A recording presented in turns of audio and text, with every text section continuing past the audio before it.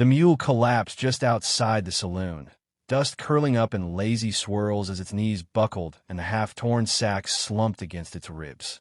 The woman didn't flinch. She adjusted her sun hat, stepped over the carcass, and dragged the sack up the creaking porch boards. Inside, the piano stopped mid-note. Chairs scraped. Cards dropped. She moved through the saloon like a shadow, gloved hands steady, boots silent. Her dress was plain, faded by sun and journey, and her veil hung like funeral cloth. No one knew her name. No one asked. Behind the bar, Harlan, the owner, leaned back, tried to look disinterested. Room's $2 a week. Cash only. No noise, no trouble. The woman didn't answer, just reached into her skirt, laid 2 silver coins on the counter, and turned toward the stairwell.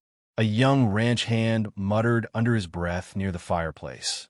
"Ain't she the one from the Callahan place? Out by Dry Creek." His friend leaned in. "That whole ranch got burned to hell. They said Kane's boys left nothing but smoke and bones."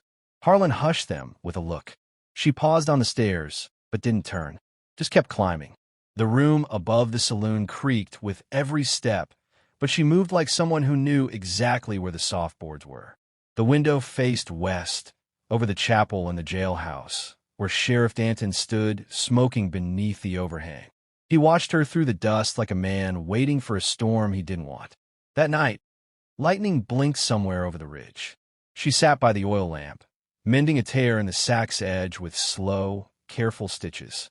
When the wind rattled the pane, she didn't look up. A scream echoed from outside. A bar brawl? Maybe, or a drunk falling off his horse. Below, boots thundered across the wooden floor. Chairs toppled. Laughter followed. She didn't move. Until a knock. 3 raps. Not urgent. Not polite.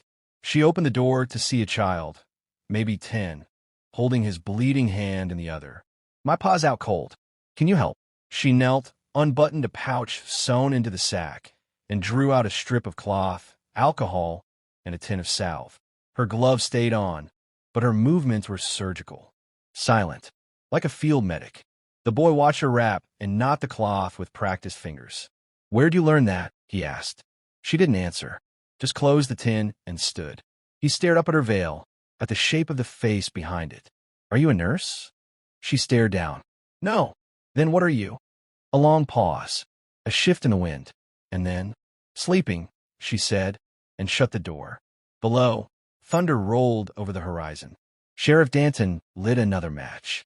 Harlan bolted his door, and far out in the hills, a fire glowed beneath the stars.